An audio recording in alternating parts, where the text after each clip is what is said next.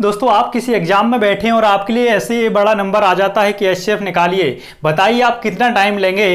मात्र आपको 1 सेकंड का समय लगेगा, केवल और केवल इनका अंतर करना है दोस्तों। अंतर करेंगे जैसे ही तो ये आएगा 72 और 72 ही इस पूरे तीनों नंबर का क्या होगा दोस्तों, एचसीएफ। जी हाँ, अब आप यही सोच रहे होंगे क्या ऐसे मैं रट के आया हूं, तो मैं रट के बिल्कुल भी नहीं आया हूं। यही ट्रिक मैं आपको बताने वाला हूं इस वीडियो क्लास में। और ये जो एचसीएफ एलसीएम अभी हम पढ़ रहे हैं दोस्तों, ये आरआरबी एनटीपीसी और रेलवे ग्रुप डी दोनों ही के सिलेबस में है। तो उसके लिए हम इसकी फाउंडेशन को भी देखेंगे और बहुत ही बढ़िया इसको पार्ट वाइज पार्ट में डिवाइड करके इसके पूरे के पूरे क्वेश्चनों को हल करेंगे। तो चलिए शुरू कर लेते हैं। सबसे पहले दोस्तों हमें इसकी फाउंडेशन समझना जरूरी है, उसके बाद में ही मैं आपको ये ट्रिक बता पाऊंगा कि ये ट्रिक कहां से जनरेट होती है। क्योंकि फाउंडेशन से जब मैं ट्रिक को लिंक कराऊंगा तो आपको वो अलग से बोझ नहीं बनेगी ट्रिक, और आपको याद करने में उसको कोई परेशानी नहीं होगी और याद रखने में भी कोई परेशानी नहीं होगी। सबसे पहले हम बात करते हैं दोस्तों HCF and LCM. HCF highest common factor, मतलब हिंदी में बात करें तो बड़े से बड़ा मध्य गुणनखंड। ऐसी कोई 2 या 2 से अधिक संख्याएं, 3, 4, 5, जिन संख्याओं का एचसीएफ उन्हीं संख्याओं में से किसी एक कॉमन बड़े से बड़ा टुकड़ा होगा उनका गुणनखंड के रूप में। इसी को हम अपनी भाषा में इस तरीके से बोल सकते हैं, जिसको ऐसे बोला जाता है बड़े से बड़ा मध्य गुणनखंड। हिंदी में और बोलते हैं महत्तम समापवर्तक। जैसे हम बहुत छोटे नंबर के साथ देखें 12 व 15 का एचसीएफ क्या होगा। ध्यान देना दोस्तों, मैं बिल्कुल आपको बेसिक फाउंडेशन बता रहा हूं, उसके बाद में सीधा उसी ट्रिक पे ले चलूंगा जो मैंने अभी आपको हल करके बताया था। आप ऐसा बिल्कुल भी ना सोचें कि वो मैं रट के आया हूं या फिर वो ट्रिक मैं ही अप्लाई यूज कर सकता हूं। आप पे भी बनेगी, बस 2 मिनट का टाइम दो मेरे लिए। 12 व 15 का एचसीएफ, इसमें अगर हम हिंदी भाषा में या अपनी लैंग्वेज में चीज़ों को समझने की कोशिश करें तो ऐसा कोई एक बड़े से बड़ा नंबर, बड़ी से बड़ी संख्या जिसका दी गई सभी संख्याओं में भाग चला जाए, ये होती है एचसीएफ की परिभाषा, हाईएस्ट कॉमन फैक्टर, बड़े से बड़ा मध्य गुणनखंड। निकालने के इसके तरीके एक तो ये है कि जो आपको एग्जाम में अगर डायरेक्ट क्वेश्चन पूछ रहा है और ऑप्शन दिए हैं तो आप ऑप्शन से डिवाइड कर करके देख लें। अगर बड़े नंबर हैं तो परेशानी होती है। तो इसका एक पहला निकालने का जो तरीका है वो गुणनखंड विधि से दोस्तों, या अभाज्य गुणनखंड विधि से। क्या करना होता है ध्यान दें जरा, 12 व 15 के हम अभाज्य गुणनखंड निकाल लेंगे। निकालने का तरीका ये, 2 सबसे छोटी अभाज्य संख्या, 2 का 6 गुना 12, 3 का भाग दे दें या फिर अभी आप 2 का ही दे दें, उससे कोई फर्क नहीं पड़ता है मेरे भाई। बस हमको क्या करना है, दी गई संख्या को सभी अभाज्य गुणनखंड में तोड़ लेना है। क्लियर है, बस ये उसका बेसिक लिखने का तरीका है। इसमें 3 से भाग जा रहा है, 2 से नहीं जा रहा है, तो 3 5 15। मतलब यहाँ पे बात करें 15 के जो गुणनखंड आए 3 गुणा 5 और 12 के जो गुणनखंड आए हुए हैं 2 गुणा 2 गुणा 3, इस तरीके से। अब हमको या इससे अधिक संख्याएं होती 12 15 और एक और कोई तीसरी संख्या होती तब भी हमें यही अपनाना पड़ता। मैं आपके लिए बेसिक से पूरी चीज़ें बता रहा हूं तो थोड़ा सा आप पेशेंस रखें, सब्र रखें। ऐसा बिल्कुल भी ना सोचें कि मैं आपको बोर कर रहा हूं, क्योंकि ये चीज़ें आपको पहले से आती हैं ऑलरेडी, लेकिन यहां से हमें उस ट्रिक को लिंक करना है। अब यहां पर देखना होता है कि इन दोनों नंबर्स में या 3 नंबर्स में कोई कॉमन संख्याएं गुणनखंड के रूप में कितनी हैं। तो यहां पर केवल कॉमन क्या है दोस्तों, 3। तो वैसे भी आपको देख के ही पता था इसका एचसीएफ कितना होगा, 3 होगा। ये कहलाती है गुणनखंड विधि। इसके बाद हम बात करते हैं दोस्तों, एक और होती है भाग विधि। भाग विधि से क्या करना होता है, हमारे पास 2 या उससे अधिक जब संख्याएं होती हैं तो सबसे छोटी संख्या का उससे बड़ी संख्या में हम भाग दे के देखते हैं। क्लियर है, तो यहाँ पे 12 का भाग दिया हमने, एक बार जाएगा 12 ही कम 12, यहाँ पर लिखा, यहाँ 15 में से 12 घटाया, कितना आया, 3 आया। फिर इस 3 का भाग जो शेषफल आता है उसका भाग हम भाजक में देते हैं, इस 12 में देंगे। अगर पूरा पूरा भाग चला गया तो वही शेषफल या वही भाजक, अगला भाजक है जो पिछले में क्या था, शेषफल था, वही क्या कहलाएगा दोस्तों, इस संख्या का एचसीएफ कहलाएगा। 12 एकम 12, यहाँ से कैंसिल, तो एचसीएफ कितना हुआ इसका, 3। अब आपके दिमाग में आ रहा होगा यार कि अगर 2 से अधिक नंबर होते संख्याएं तो अगले जितनी भी संख्याएं होती हैं उसमें इस आने वाले एचसीएफ को या आने वाले इन दोनों संख्याओं के एचसीएफ को अगली संख्याओं में भाग देके देखना पड़ता है। अब अगर इस संख्या से या इन दोनों संख्याओं के आने वाले एचसीएफ से तीसरी संख्या में भाग ना जाए तो उसका एचसीएफ फिर एक ही आता है, जिसको हम आगे अभी देखेंगे हल करके। एक और मैं आपको क्वेश्चन बताऊंगा, ये कहलाती है भाग विधि। लेकिन हमें इन सब विधियों में टाइम ज़ाया नहीं करना है। यहाँ पर सीधा सा हम देखें, हमें क्या करना है, दी गई जो संख्याएं हैं उसमें सबसे छोटी और उससे बड़ी उस संख्या को क्या करना है, अंतर करना है। अंतर यहाँ पर करेंगे, कितना आया, 3। तो 95% इनका अंतर ही एचसीएफ होगा, जो कि पिछले क्वेश्चन में जो मैंने आपको बताया था उसमें था। इसके अलावा जो 5% संख्याएं बचती हैं, अगर उनमें इसका अंतर एचसीएफ नहीं है तो उसके गुणनखंड किए जाते हैं। वो कैसे किए जाते हैं मैं आगे बताने वाला हूं। तो अभी एचसीएफ इसका कितना आया, 3 ही आया। बस आप पेशेंसफुली चीज़ों को देखते जाएं, धैर्यपूर्वक। आपको हर बात, हर चीज़ वो समझ में आएगी जो मैं आपको समझाना चाह रहा हूं और जो आप समझना चाह रहे हैं। बिल्कुल आप 1 सेकेंड के अंदर किसी भी एचसीएफ के क्वेश्चन को हल कर दोगे। देखिए दोस्तों, क्वेश्चन नंबर 2 77, 147 और 168 का एचसीएफ निकालिए। ये सभी के सभी क्वेश्चन दोस्तों बुकों से लिए गए हैं। आप इनको मैच भी कर सकते हैं किरण और आरएस अग्रवाल में। क्लियर, कोई भी मन से बनाया हुआ क्वेश्चन नहीं है और कई बार इस तरीके के क्वेश्चन रिपीट भी होते हैं। तो यहाँ पर एचसीएफ निकालने के लिए सबसे पहली विधि गुणनखंड विधि है, सेकंड विधि है जो भाग विधि है। क्लियर है, भाग विधि जो इस तरीके से, मैं एक बार और रिपीट कर देता हूं अगर आपको कोई समस्या है तो। 77 से हमको उससे सबसे छोटी संख्या का भाग देना है सेकंड बड़ी संख्या में। क्लियर है, 77 का इसमें भाग दोस्तों कितनी बार चला जाएगा, एक ही बार जा पाएगा, क्योंकि 70 दूनी 140 ही होता है और ये 77 है। तो एक बार जब इसमें हम भाग देंगे तो यहाँ पर 7 में से 7 घटाया 0, 14 में 7 घटाया 7, जो शेषफल बचता है उसका अगले नेक्स्ट भाजक में हम भाग देते हैं। 77 में फिर से भाग देंगे। 70 का भाग कितनी बार जाएगा भाई, एक बार ही जाएगा। तो यहाँ से बचा दोस्तों 7।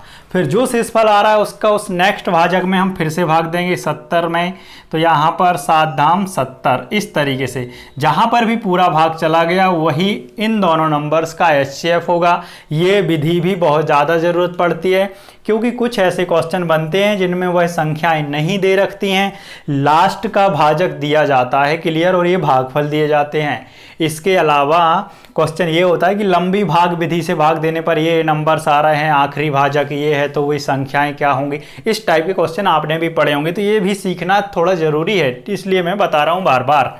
तो यहाँ पर ये 7 एचसीएफ इन दोनों नंबर का होगा, लेकिन हमारे पास एक तीसरा नंबर भी है, उसमें हम इस दोनों नंबर का भाग देके देखेंगे। तो 7 का भाग इसमें देके देखा हमने कि पूरा पूरा जा रहा है, मतलब पूरा पूरा जा रहा है। तो इन तीनों नंबर का जो एचसीएफ होगा वो क्या आ जाएगा दोस्तों, 7 आ जाएगा। ये तो हुई भाग विधि से बात, और भाग विधि से ही हमारा जो वो ट्रिक बनती है जो मैं अभी आपके लिए बता रहा था। सबसे छोटी संख्या और उससे बड़ी संख्या का हमको लेना है अंतर। 95% क्वेश्चन में अंतर ही एचसीएफ होता है। जैसे अभी देखें, 7 में 7 घटाए 0, 14 में 7 घटाओगे 7, 70। देखिएगा प्रोसीजर तो वही अपना रहे ना अपन, बस ये लिख नहीं रहे ऐसे। तो थोड़ा सा हमको ये ट्रिक लगने लगी, लेकिन ये निकला हुआ तरीका यहीं से, ट्रिक हमारी यहीं से बनी हुई है भाग विधि से। अब क्या करना है यार, इस 70 से तो कोई भी नंबर डिवाइड नहीं है, तो अब हम करेंगे इसके गुणनखंड। गुणनखंड भी कहाँ से करेंगे, बड़े से छोटे की तरफ। एक तो हो सकता है 35 दूनी 70, समझना मेरी बात को। लेकिन अभी ये हम आपको समझने, दिखाने, समझाने के लिए निकाल के बता रहे हैं। जब कभी भी आप इसको अप्लाई करने लगेंगे, सीख जाएंगे, तो आप भी ऐसा नहीं करेंगे, क्योंकि 2 इन दोनों नंबर को डिवाइड नहीं करेगा, क्योंकि किसी भी सम संख्या का भाग विषम में नहीं जाता है। समझ रहे मेरी बात को। और ये 5 है तो ये तीनों को डिवाइड नहीं करेगा, तो इसको तो हम लिखेंगे नहीं। अगला बनाएंगे हम पेयर 10 धाम 70, समझ रहे। तो 0 वाला नंबर किसी को डिवाइड नहीं करेगा, यहाँ पे केवल कौन डिवाइड कर रहा है दोस्तों, 7 हो गया। मतलब यही एचसीएफ होगा। फिर भी अगर आपको लगे यार कि अगर कभी इनका गुणनखंड ही एचसीएफ ना हुआ तो क्या करते, फिर 70 गुणा 1, 70 एकम 70, तो फिर एचसीएफ क्या होता, 1। लेकिन अभी एचसीएफ क्या आ रहा है दोस्तों, 7 आ रहा है। अब आपको ये बात समझनी होगी कि हम सबसे छोटी संख्या और उससे बड़ी संख्या का ही अंतर क्यों लेते हैं, हम सबसे छोटी और सबसे बड़ी का अंतर क्यों नहीं लेते हैं, ये बात भी समझने योग्य है। तो दोस्तों जो एचसीएफ होता है, देखिए जरा, हाईएस्ट कॉमन फैक्टर ये लिखा मैंने 12 व 15। जिसका एचसीएफ कितना आया था दोस्तों, 3 आया था। समझना मेरी बात को, क्या आया था, 3 आया था। यहीं से आपको पूरा का पूरा डाउट क्लियर हो जाएगा। तो अगर मैं बोलूं कि जो एचसीएफ है वह डिपेंड करता है, वह निर्भर करता है सबसे छोटी संख्या पर, बड़ी संख्या पर निर्भर नहीं करता। क्यों? क्योंकि जो 12 के फैक्टर हैं दोस्तों 3 गुणा 2 गुणा 2 हैं, समझना मेरी बात को। और जो 15 के गुणनखंड है वो 5 गुणा 3 है। तो 15 के गुणनखंड या बड़ी संख्या के गुणनखंड तो बड़े भी हो सकते हैं ना, और जो बड़ी संख्या का गुणनखंड बड़ा है उसका जरूरी नहीं कि छोटी संख्या में भाग चला जाए, लेकिन जो छोटी संख्या के गुणनखंड बड़े भी हैं तो उसमें संभावना है कि उसका भाग बड़ी संख्या में जा सकता है। ये वजह है कि इस वजह से हम सबसे छोटी और उससे बड़ी संख्या का ही अंतर लेते हैं। जैसे कि इसमें देखिए कि जो एचसीएफ है निर्भर करता है छोटी संख्या पर। अगर हम बात करेंगे एलसीएम की तो 12-15 का एलसीएम सब जानते हैं 60 होता है। किस पे निर्भर करेगा? हमेशा बड़ी संख्या पे निर्भर करेगा, छोटी पर नहीं करेगा कभी भी। इसको हम थोड़ा बाद में देखेंगे, डिस्कशन करेंगे एलसीएम के बारे में, क्योंकि अगर यही बारीकियां आपने पकड़ ली तो आप कभी भी एचसीएफ एलसीएम के क्वेश्चनों को, कितने टाइप के क्वेश्चन बनते हैं आप भी जानते हैं, कभी गलत नहीं करेंगे। और आरआरबी एनटीपीसी ग्रुप डी में तो मैंने देखा है कि क्वेश्चन सीधे सिंपल ऐसे ही आ जाते हैं कि भाई एचसीएफ निकाल दीजिए, इतने सरल भी क्वेश्चन आ जाते हैं, लेकिन उनमें हम टाइम लगा देते हैं। क्योंकि टाइम दोस्तों आप जानते हैं 100 क्वेश्चन के लिए 90 मिनट होता है, मतलब एक क्वेश्चन के लिए 1 मिनट भी नहीं है पूरा, आपको 40 सेकंड लगभग एक क्वेश्चन के लिए हैं। समझ पा रहे हैं बात को? तो आपको ये अप्लाई करनी पड़ेंगी चीजें, तो यहां पर हमें इस विधि से काम करना है। नेक्स्ट क्वेश्चन है तो हमारा दोस्तों हमारा 3rd नंबर का, जो मैंने स्टार्टिंग में भी आपको बताया हुआ था। अब इसको हम सीधा ट्रिक से अप्लाई करेंगे। कोई भी नंबर है उसको हमें क्या करना है, सबसे छोटी और उससे बड़ी संख्या का अंतर कर देना है। क्लियर है? तो 216 और 288 का अंतर जब हम करेंगे मेरे भाई तो कितना आ रहा है, 72 आ रहा है। कितना आ रहा है? 72।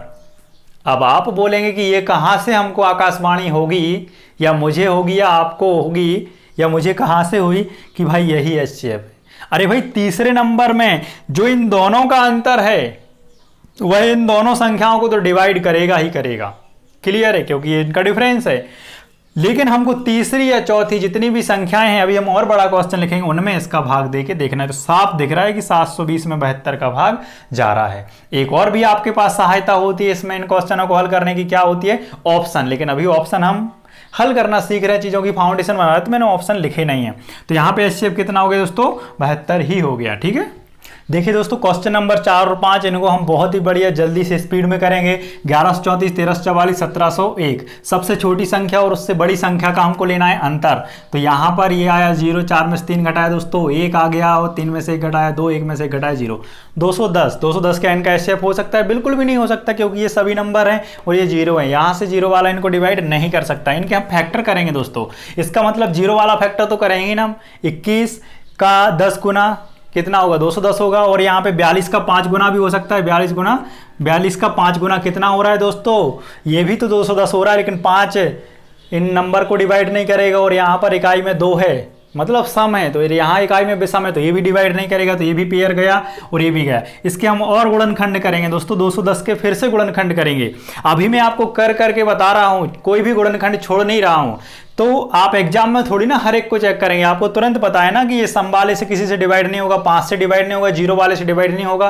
तो आप क्यों अपना टाइम खराब करेंगे? नहीं करेंगे ना आप सीखने के बाद, लेकिन सिखाने के लिए मुझे बताना पड़ेगा आपको।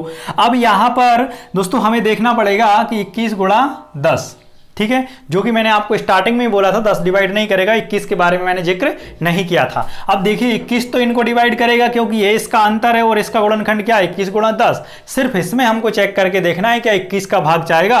तो दोस्तों बिल्कुल जाएगा, ये आप चेक करें यहां से। तो 21 का भाग 1701 में चला जाएगा, तो इसका जो एचसीएफ होगा वो कितना आ जाएगा दोस्तों? 21 आ जाएगा। ठीक है ना। नेक्स्ट क्वेश्चन देखते हैं 84, 126, 140 सबसे छोटी संख्या और उससे बड़ी संख्या का हम मोस्टली इसमें अंतर करेंगे। यहां पर जब आप अंतर ले रहे होंगे दोस्तों, 6 में 4 घटाएंगे 2 को माने 12, 12 में 60 घटाए कितना है? 4, 42 आया। ठीक है, सिंपल। या फिर कम अंतर वाला देखना है तो यहां से देखें 14 आ रहा है, यही 14 इनका क्या हो जाएगा दोस्तों? एचसीएफ हो जाएगा। हमको अंतर कम वाला देखना है, लेकिन मैंने जो शुरू से बोला है सबसे छोटी और उससे बड़ी संख्या, तो 42 का भाग इसमें नहीं जा रहा है। क्लियर है? तो यहां पर दोस्तों हम क्या कर देंगे, 14 गुणा 3, 14 3 42, तो 14 का भाग तो इसमें भी जा रहा है, इन दोनों में भी जा रहा है। क्लियर है? आई होप कि आपके लिए बात समझ में आ चुकी होगी। और ये एचसीएफ के क्वेश्चन हुए, इसके बाद दोस्तों हम पढ़ने वाले हैं एलसीएम को। क्लियर है? तो दोस्तों नेक्स्ट देखते हैं हम एलसीएम लोएस्ट कॉमन मल्टीपल, छोटे से छोटा मध्य गुणज। ठीक है, यह है एलसीएम जो होता है वह दी गई संख्याओं का या दो से अधिक संख्याओं का कॉमन गुणज होता है, वो भी कैसा, छोटे से छोटा। मतलब ये है कि इन तीनों नंबर्स का जो एलसीएम होगा वह एक ऐसी संख्या होगी छोटी से छोटी जिनमें या जिसमें इन तीनों का पूरा पूरा भाग चला जाए। हम छोटे नंबर से देखते हैं। एलसीएम निकालने के लिए गुणनखंड विधि से हम निकाल सकते हैं। सबसे कॉमन संख्या देखना है जो सभी संख्याओं में अवेलेबल हो। तो यहाँ पर दोस्तों कितना आ रहा है कॉमन, 3 आ रहा है। 3 चौके 12 और 3 पाँचे 15। बस इन दोनों में देखना क्या कुछ कॉमन है तो नहीं है, तो हम जबरदस्ती इस 4 को फिर से 2 से भाग नहीं करेंगे। 5 चौके 20 या 60। तो ये एक ऐसा नंबर आया जिसमें इन दोनों संख्याओं का पूरा पूरा भाग जा रहा है। और इसकी अगर हम एचसीएफ की ही बात करें तो 3 आता है, जो कि क्या होता है, इन्हीं दी गई संख्याओं के गुणा के रूप में एक टुकड़ा होता है या एक गुणनखंड होता है, जो कि कैसे होती है, बड़ी से बड़ी संख्या होती है। क्योंकि ये टुकड़ा है तो इससे बड़ा नहीं हो सकता। कभी भी जो एचसीएफ है दी गई संख्याओं से बड़ा नहीं हो सकता, और जो एलसीएम है दोस्तों वह दी गई संख्याओं से कभी भी छोटा नहीं हो सकता। बात आ रही है समझ में, क्लियर है। और दूसरी बात, किन्हीं भी संख्याओं के एचसीएफ का उसी संख्या के एलसीएम में पूरा पूरा भाग चला जाता है। जैसे 12 और 15 का जो एलसीएम है वह 60 है, और 12 और 15 का एचसीएफ है जो 3 है। 3 का पूरा पूरा भाग जा रहा है 60 में। तो ये कोई एक नोट पॉइंट है, आप लिख सकते हैं चाहो तो, कि एलसीएम में एचसीएफ का पूरा पूरा भाग चला जाता है, या फिर एचसीएफ का एलसीएम में पूरा पूरा भाग चला जाता है। ये इनको निकालने की तरीका है, या ट्रिक भी बोल सकते हैं आप, जैसी मर्जी आपकी। कोई ट्रिक तो नहीं बोलोगे क्योंकि ये बेसिक विधि है, गुणनखंड विधि। अब इस नंबर का हमारे लिए एलसीएम निकालना है। एलसीएम निकालने के लिए कॉमन नंबर हमको देख लेना है कि कॉमन क्या है। तो अगर मैं बात करूं आपसे कि आप यहाँ पे 2 से ब्रेक करेंगे तो आपको टाइम बहुत ज़्यादा लग जाएगा। यहाँ पे देखिए ये 18 और ये 20, इस तरीके से आप इसको ब्रेक करते रहेंगे। ध्यान देना, 2 6 12, 2 9 18, 2 दाम 20। फिर से आप इसको भाग देंगे, 2 3 6, ये 9 ही रहेगा, 2 5 10। क्लियर है। अब आप किससे डिवाइड करेंगे, 3 से। तो 3 3 9, 3 5 15। अब कुछ भी कॉमन नहीं है तो इनका आपस में आप गुणा कर देंगे, और गुणा करने पे आपका नंबर निकल आएगा एलसीएम। अब कभी भी इनमें और डिवाइड ना करते रहें, यहाँ पे टाइम खराब ना करें अपना। और जब कभी भी इकाई में 5 होता है तो उसका गुणा अगर ज़्यादा नंबर से कर रहे तो सम वाले से करो। तो 5 दूनी 10, 3 30, 30 का 3 गुना दोस्तों कितना हो जाएगा, 90। 90 का 2 गुना 180, 180 का 2 गुना कितना हो रहा है दोस्तों, ये होगा 360। क्लियर है। यहाँ पर कितना आ जाएगा, इसका जो एलसीएम है वो आ जाएगा 360 आ जाएगा। देखिए यहाँ पे 5 दूनी 10, 30 90, 90 दूनी 180, 180 का 2 गुना कितना हो रहा है दोस्तों, 360। अब इसको अगर आप डायरेक्ट भी करते हैं तब भी आपका एलसीएम वही आएगा, थोड़ा सा डायरेक्ट हो जाएगा। देखिए यहाँ पर हम 4 से डिवाइड करते हैं, क्योंकि हमको 4 एक ऐसा नंबर दिख रहा है जिसका मोस्टली सभी में भाग जा रहा है। 4 का 6 गुना 24, और 4 का 9 गुना 36, 4 का 10 गुना 40। देखिए बहुत जल्दी ये छोटा हो गया, एक स्टेप हमारे लिए कम पड़ गया। तो ऐसी भी टेक्निक आप अपना सकते हो। अब आप चाहो तो 2 से डिवाइड कर सकते हो, उससे कोई फ़र्क नहीं पड़ता। 2 3 6, यहाँ पर 9 ही रहेगा, 2 5 10। 3 से डिवाइड करेंगे, यहाँ पर 3 3 9, 3 5 5 एकम 5 5 में 3 का भाग नहीं जाएगा।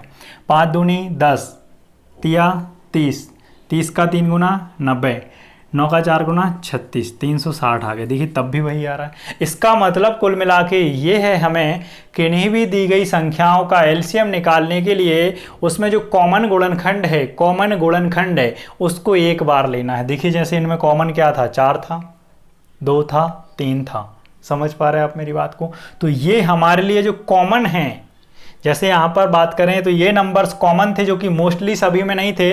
अगर हम बात करें तो 4 अकेला तीनों नंबर में कॉमन था, तो उसको हमने डायरेक्ट ले लिया। अब ऐसा बिल्कुल भी नहीं है कि आप अभाज्य गुणनखंड ही कॉमन लें, आप भाज्य भी ले सकते हैं, क्योंकि 4 कैसा नंबर है, एक भाज्य नंबर है। समझ पा रहे हो। और अगर इन्हीं संख्याओं में कुछ भी कॉमन नहीं होता है, जब जैसे मैं बात करूं आपसे 5 और 9 का एलसीएम कितना होगा, तो आपको मजबूरन क्या करना पड़ता है, गुणा ही करना पड़ता है, क्योंकि इन दोनों में कुछ भी कॉमन नहीं है। इन दोनों में कुछ भी कॉमन नहीं है। 9 और 4 का एलसीएम क्या होगा, तो आप बोलेंगे भाई कितना होगा, 36 होगा, क्योंकि 9 और 4 में कुछ भी कॉमन मल्टीपल या फैक्टर नहीं आ रहा है। 9 और 4 में कुछ भी कॉमन गुणनखंड नहीं आ रहा है, क्योंकि ये हम निकाल रहे हैं किससे, गुणनखंड विधि से ही निकाल रहे हैं। ठीक है, तो दोस्तों इन्हीं तरीकों से आप किन्हीं भी संख्याओं का, किन्हीं भी प्रश्नों का एचसीएफ और एलसीएम निकाल सकते हैं दोस्तों, बहुत ही बढ़िया शॉर्ट ट्रिक के माध्यम से, जैसा कि मैंने आपको एचसीएफ में बताया हुआ है। ये एक क्वेश्चन है दोस्तों आपको होमवर्क के लिए, तो आपको इसका एलसीएम और एचसीएफ दोनों ही कमेंट बॉक्स में कमेंट जरूर करना है दोस्तों।